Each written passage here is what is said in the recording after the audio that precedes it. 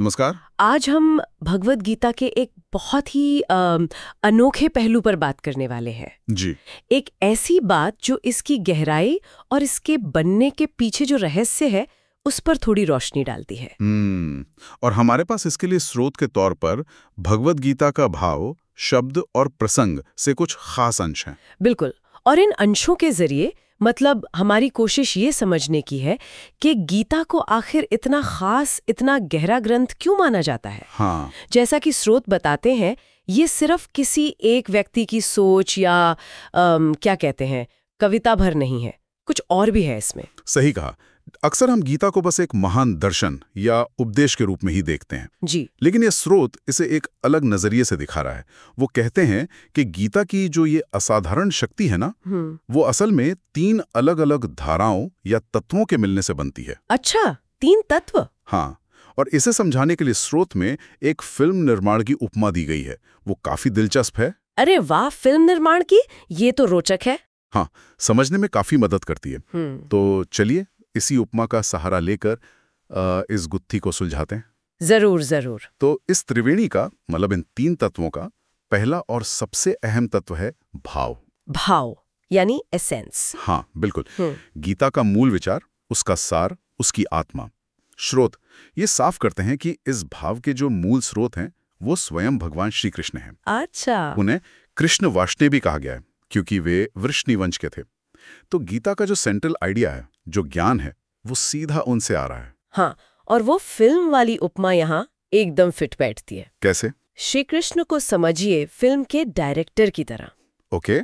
एक ऐसा डायरेक्टर जिसके दिमाग में पूरी कहानी का विजन एकदम साफ होता है ना, उसका असली मर्म क्या है, वो क्या संदेश देना चाहता है, ये सब डायरेक्टर तय करता है। मूल भाव है। अच्छा। ये वो बुनियादी सत्य है, वो कोर आइडिया है जिस पर पूरी गीता टिकी हुई है। ये समझना तो बहुत जरूरी है। मतलब ये सिर्फ नैतिक उपदेश नहीं है, नहीं, बल्कि स्रोत के अनुसार ये सृष्टि के मूलभूत नियमों और परम सत्य का एक तरह से उद्घाटन है जो श्री कृष्ण के माध्यम से हो रहा है। जी बिल्कुल। लेकिन यहाँ एक सवाल उठता है मेरे मन में, स्रोत इस भाव की प्रकृति के बारे में और क्या बताते हैं? क्या ये सिर्फ ज्ञान है या इसमें भावनाएं भी शामिल हैं? ये बहुत अच्छा सवाल है। स्रोत इस पर जोर देते हैं कि ये भाव सिर्फ बौद्धिक ज्ञान या कोई ठंडा सूखा दर्शन नहीं है। अच्छा। इसमें गहरी करुणा और एक तात्कालिकता का भाव भी है। मतलब श्री कृष्ण अर्जुन को सिर्फ फैक्ट्स नहीं बता रहे, वे उसके दुख, उसके मोह, उसकी पीड़ा को महसूस कर रही हैं, समझ रही हैं। हाँ, वो तो है। तो इस भाव में ज्ञान के साथ साथ अपार करुणा और एक तात्कालिक समस्या जो अर्जुन का विषाद है, उसका समाधान देने की तीव्र इच्छा भी शामिल है। मतलब ये कोरा सिद्धांत नहीं है? बिल्कुल नहीं। ये एक जीवंत स्पंदित सत्य है जो एक खास परिस्थिति में प्रकट हो रहा है। ओके। इसीलिए इसे फिल्म के डायरेक्टर के विजन जैसा कहा गया है, जिसमें लॉजिक भी है और इमोशन भी, एक बड़ा उद्देश्य भी है और एक व्यक्तिगत स्पर्श भी। समझ गया। तो भाव अपने आप में पूर्ण है, गहरा है और करुणा से भरा है। ये गीता की नींव है। बिल्कुल ठीक है। तो डायरेक्टर यानी श्री कृष्ण का विजन, भाव तैयार है, लेकिन अब इस गहरे और अक्सर अमूर्त लगने वाले भाव को दूसरों तक पहुंचाया कैसे जाए? हाँ, ये बड़ा सवाल है। यहीं पर दूसरा महत्वपूर्ण तत्व सामने आता है, शब्द। शब्द, द वर्ड्स। हाँ, स्रोत बताते हैं कि इन शब्दों को गढ़ने वाले, इस भाव को भाषा देने वाले महापुरुष हैं महर्षि वेदव्यास जी, जिनका असली नाम कृष्ण द्वैपायन बताया गया है। एकदम सही कहा। अब वो फिल्म वाली उपमा को ही आगे बढ़ाए ना। हाँ। डायरेक्टर के पास शानदार विजन हो सकता है, लेकिन उसे पर्दे पर उतारने के लिए एक बेहतरीन पटकथा, दमदार डायलॉग्स चाहिए होते हैं ना। ये काम कौन करता है? Screen writer. स्क्रीन राइटर, हाँ। वेदव्यास जी की भूमिका यहाँ ठीक वैसी ही है। श्री कृष्ण के मन में जो परम ज्ञान और गहन भाव हैं, उसे ऐसी भाषा देना, ऐसे शब्दों में ढालना जो सुंदर भी हों, सटीक भी हों, प्रभावशाली भी हों और आम इंसान की समझ में भी आ सकें। ये असाधारण काम वेदव्यास जी ने किया। ये तो बहुत बड़ी जिम्मेदारी हुई।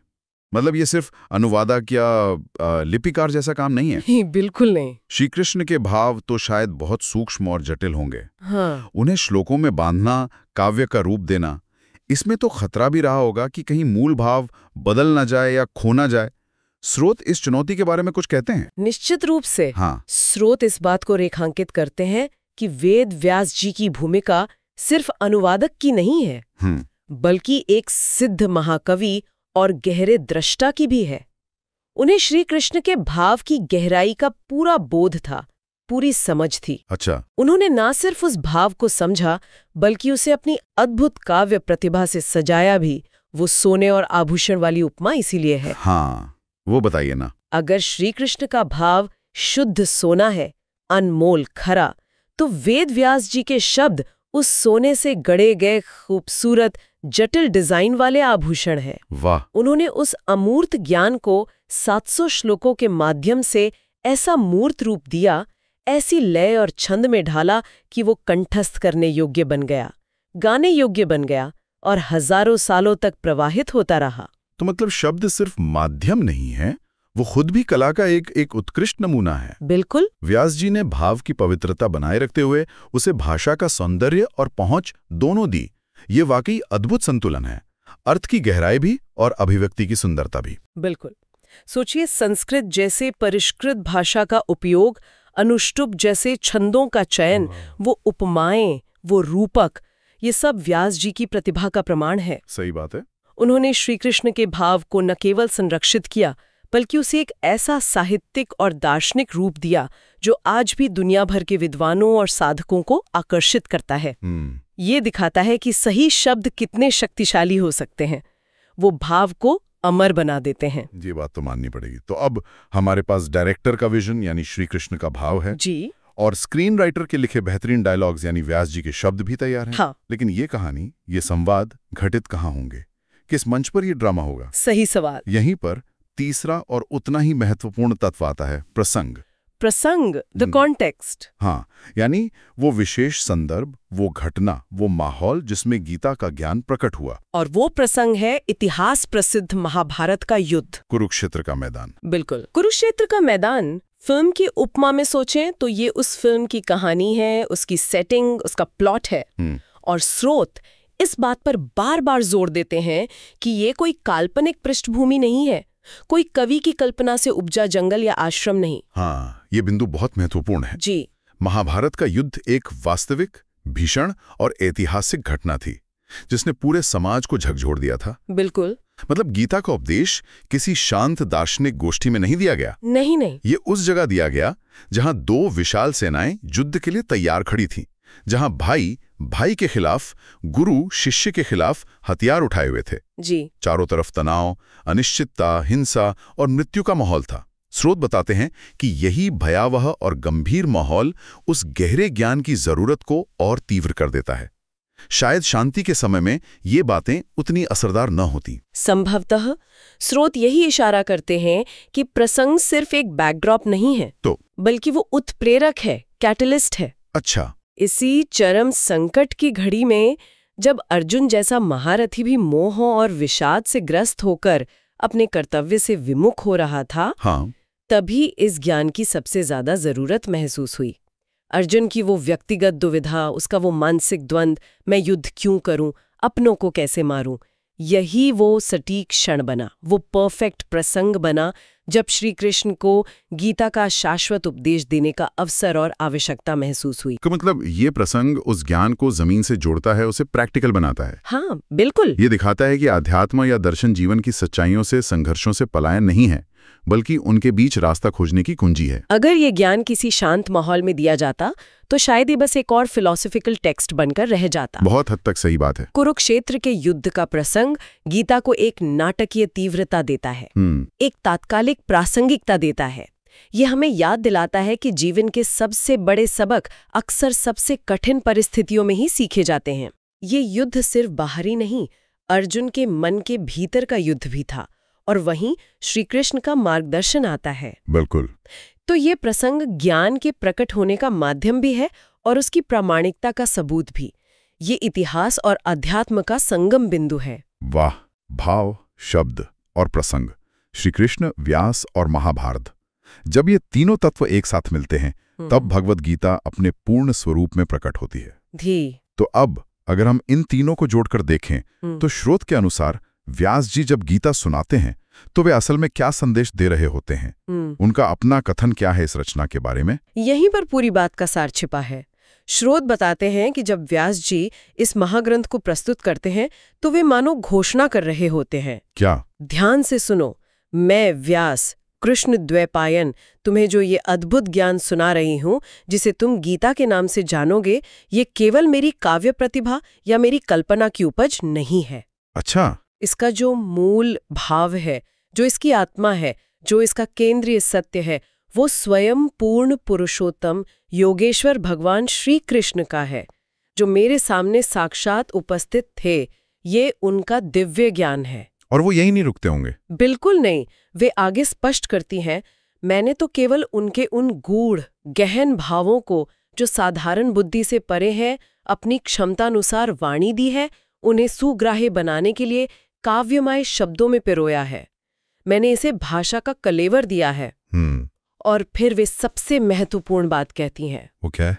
वे कहती हैं, और ये सब किसी काल्पनिक लोक, किसी मनगढ़ंत कहानी या किसी अमूर्त दार्शनिक बहस में नहीं हुआ, बल्कि ये ज्ञान, ये संवाद हमारे ही इतिहास की एक सच्ची प्रामाणिक घटना, महाभारत के महायुद्ध के प्रसंग में, कुरुक्षेत्र के युद्ध क्षेत्र में अर्जुन के विषाद के क्षण में प्रकट हुआ है। अब जाकर गीता की अद्वितीयता पूरी तरह से समझ में आ रही है। ये किसी एक व्यक्ति की रचना नहीं, बल्कि 3 शक्तिशाली धाराओं का संगम है। हाँ। पहला, परमात्मा का प्रत्यक्ष मौलिक ज्ञान और करुणा, यानी भाव। जी। दूसरा, एक महान ऋषि कवि की अद्वितीय भाषा, काव्य और संरचना, यानी शब्द। बिल्कुल।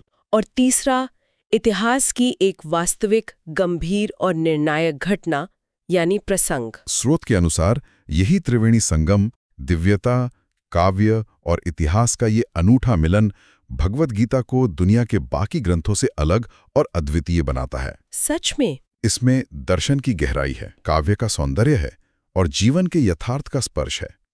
ये सिर्फ सिद्धांत नहीं है, सिर्फ कविता नहीं है, सिर्फ इतिहास नहीं है, ये तीनों का एक जीवंत समवाय है। इसीलिए ये हजारों साल बाद भी उतनी ही प्रासंगिक और शक्तिशाली महसूस होती है। और इसका जो प्रैक्टिकल मैसेज है वो भी बहुत गहरा है। जैसा कि स्रोत इशारा करते हैं, ये मॉडल हमारे अपने जीवन पर भी लागू होता है। कैसे? जैसे कुरुक्षेत्र में अर्जुन के सामने संकट था, वैसे ही हमारे जीवन में भी नैतिक दुविधाएं, चुनौतियां और युद्ध क्षेत्र आते हैं। हाँ, आते तो हैं। और जैसे श्री कृष्ण ने अर्जुन का मार्गदर्शन किया, वैसे ही हमारे भीतर का विवेक, हमारी अंतरात्मा हमें रास्ता दिखा सकती है। निश्चित रूप से गीता का संदेश केवल अतीत की घटना का वर्णन नहीं है। सही। बल्कि हर युग के मनुष्य के लिए एक दिशा निर्देश है। ये हमें अपने कर्म को सही भाव के साथ, मतलब अनासक्ति, कर्तव्य परायणता के भाव के साथ करने की प्रेरणा देती है, चाहे परिस्थितियां यानी प्रसंग कितनी भी कठिन क्यों ना हो।